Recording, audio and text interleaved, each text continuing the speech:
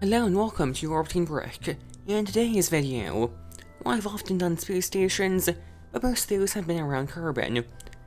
So today I decided to change that.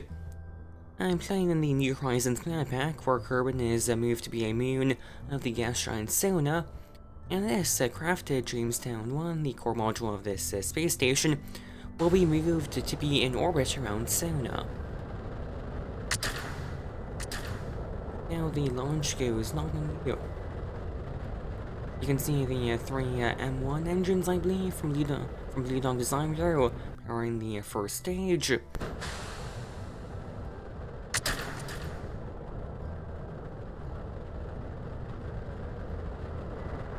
Yeah, there isn't really much to say about this vehicle.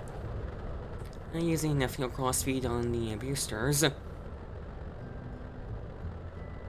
And yeah, it's using a mix of Restock and Restock Design Bureau parts, and the actual space station module itself will be revealed later. Some nice effects from vapor cones there. And this is going to be a fairly standard ascent. There go the boosters. Now, the staging stack randomly updated, and I heard a distant explosion, which made me concerned that something broke, and so I checked F3, but everything was fine. Yeah, we're now continuing on to orbit. Our thrust-to-weight ratio briefly dropped below 1 after booster separation, but I believe it's now recovered.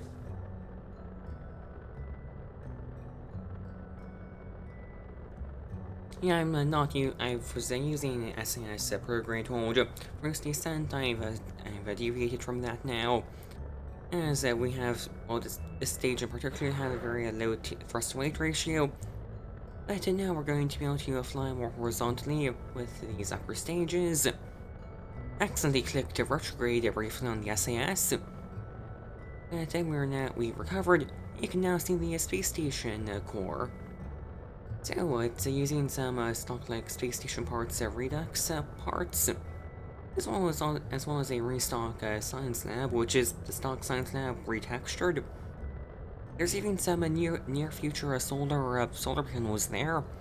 Decided to use those instead of standard deployable solar panels since it looked interesting. It was actually covering a service bay with a bunch of propellant, monopropellant, and life support supplies, as I'm using USI life support.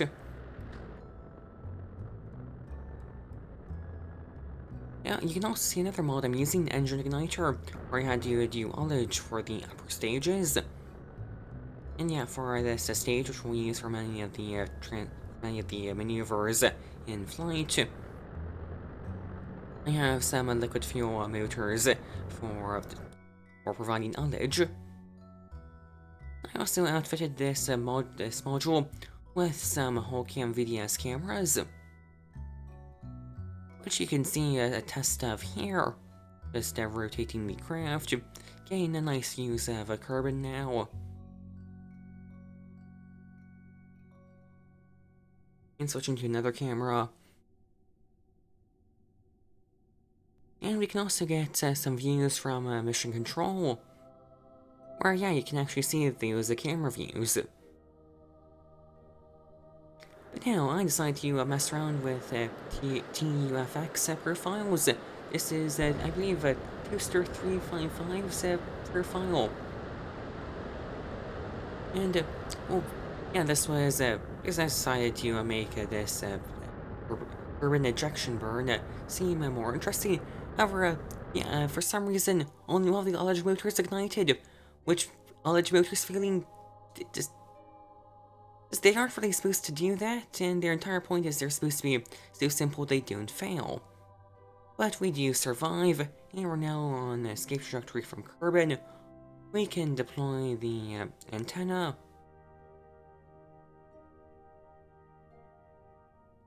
And begin to head towards our Sonnah orbital insertion burn. Now I aimed for a very specific orbit, which is this. Because, yeah, At this altitude above Sonnah, we get some very nice views of the ring system. Now, whereas in real life this would be very unfeasible due to just risk of debris. A ring system is just a fragments of various material. And even this close, I believe the micrometeorite risk would be too high for long-term stuff like this. But there's nothing stopping me from doing it here, so I'm going to do it. And there we go, the module is now in a pretty circular orbit around Sonnah. Now we need to send some crew to it. So here's the same rocket, just with the space station module replaced. A crew capsule. You can see the crew there, 3 crew members, and this is Jamestown 2, using similar numbering scheme to Skylab.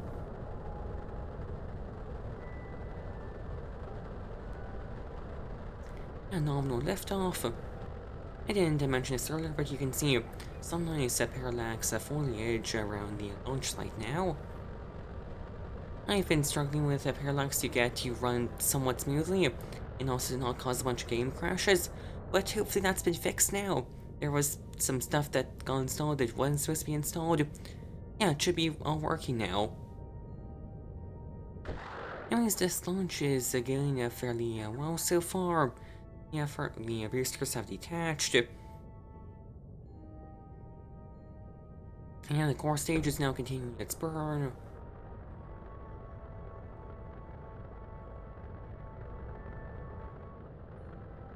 And fairly soon we said that we should just send the launch escape tower. Once we pass 70 kilometers, that should happen. No. There we go. And the stage separation happens nominally. And this accrued spacecraft, I just decided to use the Tantari Soyuz parts as a basis. It's, I guess, a highly upgraded Soyuz, where I still have the same descent module, but the orbital module has been expanded, and the service module has been significantly enlarged. Since we need a lot more Delta V for operations, they're basically akin to like something like for a normal solar system, like going to Kerbin's moon. Now, then this happens, where we suffer another engine failure. Well, not even engine failure, just ullage issues. For some reason, we ran out of electric charge and can't ignite one of our engines. Now we are spinning out of control, which is not ideal as we're still on the suborbital trajectory. And I decide to quickly activate the reaction control system, which I do eventually do after realizing that I had to do a stage one more time. And very soon I'll turn off precise control so we can actually gain some control back. There we go. But this will apparently burn most of our monopropellant. It will actually run out pretty quickly after this.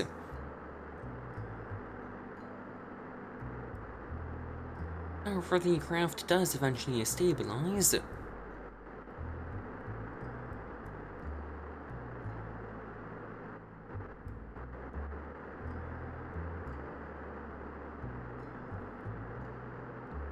As you can see, the rotation is significantly slowed now, and I decided to check that battery, which is fully charged. Again, don't know why I complained.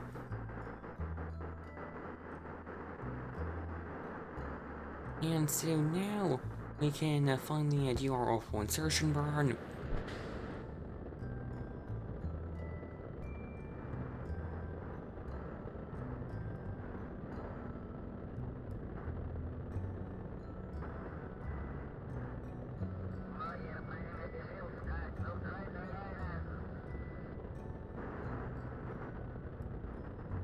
And there we go.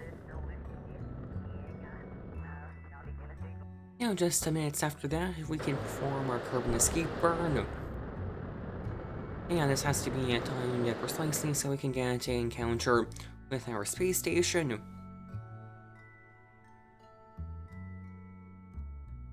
Yeah, it's at this point I realize I ran out of monopropellant, And ignoring that, we can deploy the solar panels and antenna. And yeah, we have a pretty significant burn to do once we reach our target, as, well, basically need to do the same maneuver that the space station had to do to insert it to its orbit. So yeah, a very long, very long burn to kill off relative velocity. After that, we can do a fairly standard rendezvous.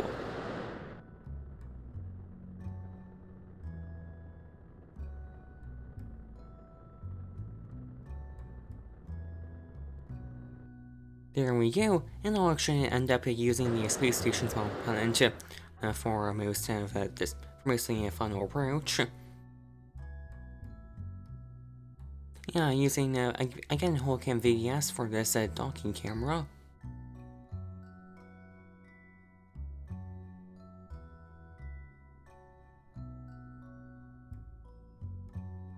And there we go, docked almost. There we go. Now the crew can do a tour of the spacecraft. We're starting in the command module of the station. We can head towards the bow craft and the docked capsule. We can head off here towards the airlock.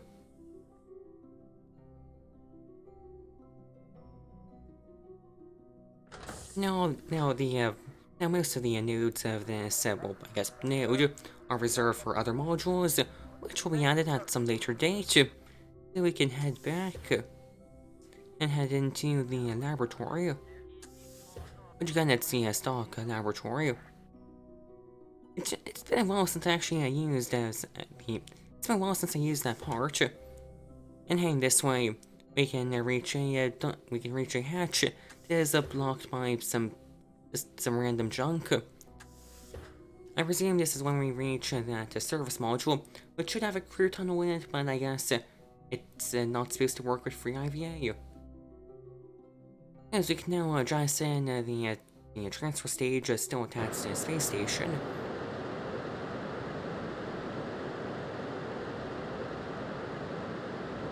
And we actually don't have enough delta V for it to deorbit, as long as we left in a significantly lower orbit of Sonnah. The final thing we can do is an EVA.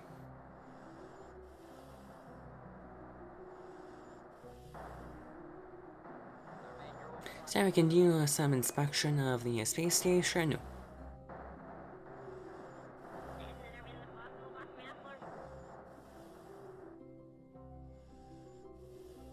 And okay, so I have EVA repairs installed, which can make parts break down and require repair kits to fix. And we have plenty of those stored on board. As the final overlook at the rest of the space station.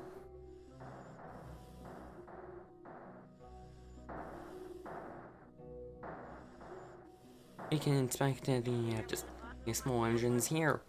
And I'm not really sure why I added them, but yeah, we have them in case the space station's orbit needs to be adjusted at any point.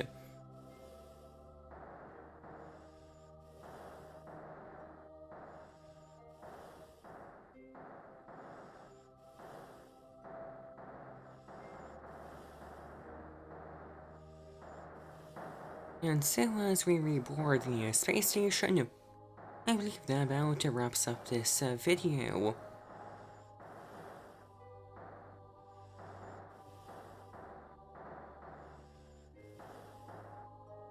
So I want to thank you for watching.